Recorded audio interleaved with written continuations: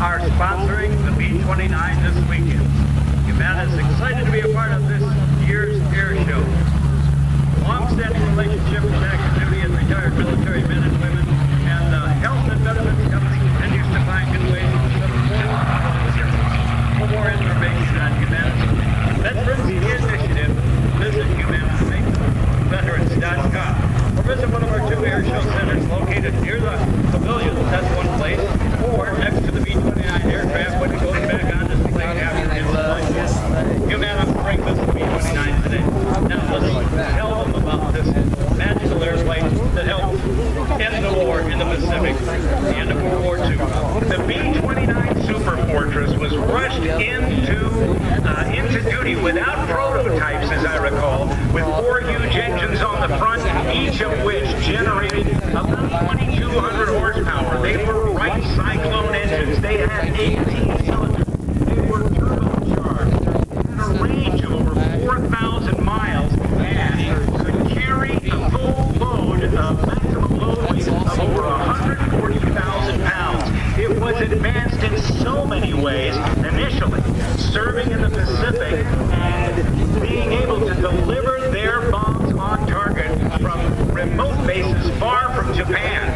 And it was also the B-29, 2 of them, one of which is on display at the National Museum of the United States Air Force. It's called Boxcar. It dropped the second atomic bomb. It was on Nagasaki on August, I believe, 8th of 1945. Just a few days earlier, the Enola Gay, taking off from the island of Tinian on runway Able, dropped that first atomic bomb on Hiroshima.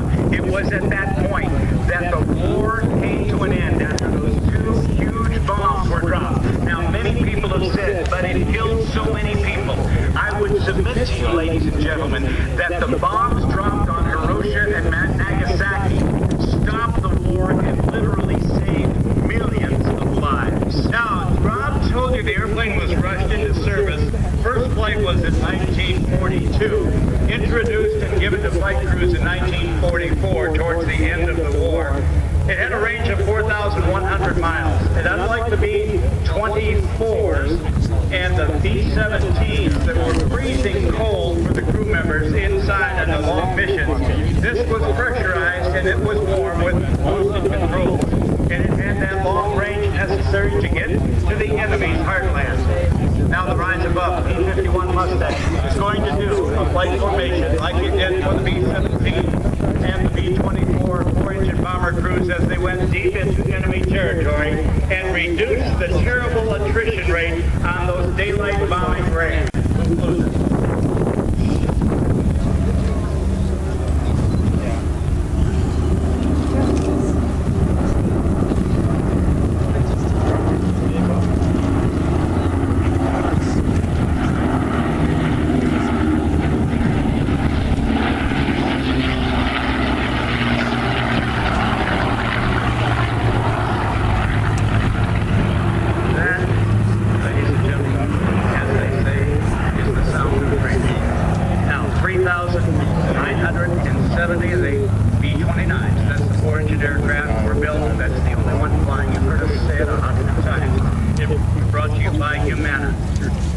It came at a massive cost in development. You might remember from World War II the Manhattan Project. That project had a budget of $4 billion, $300 million.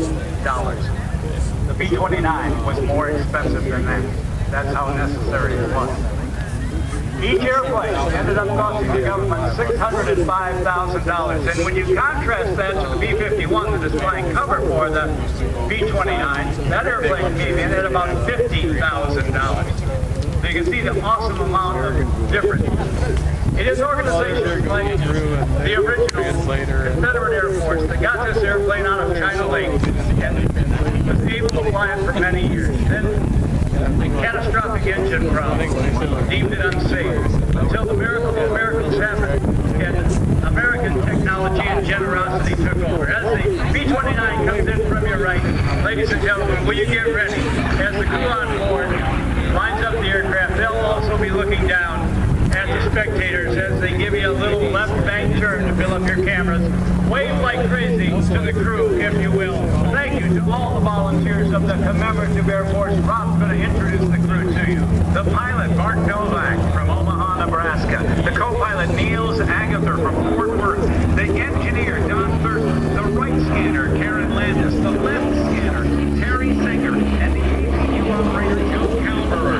It takes a lot of people to run this airplane, but one of the big advancements in addition to pressurization to keep the pilots and crews warm was a very unique fire control system that could be operated by one person sitting under a small bubble in the top and could assign each gun to other operators unheard of prior to that time. Another one of the developments that made the airplane successful was relatively short-lived. It had one purpose and it accomplished that purpose, so it was pretty much reduced on the tail. Big Agatha is the father of the Agatha airplane II. That's the aim of none of the people. His son is now flying in the right seat of the airplane. Now, the name VP, well, Big Agatha, wife, Niels Agather's mother, her real name is Josephine, and all her life she had a nickname that you might guess is FiFi. So as a tribute to that family, that name will probably never change. Between the manifold pressure and not necessarily the RPM.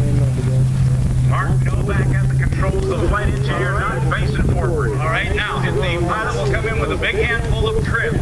And he'll have the throttles. Hey, buddy, he brings the throttles back against the stops. He continues to trim. The main gear touches down, and then the nose gear touches down. And that's the way you fly a B-29. Let's reintroduce that crew, Rob Reiner. They did a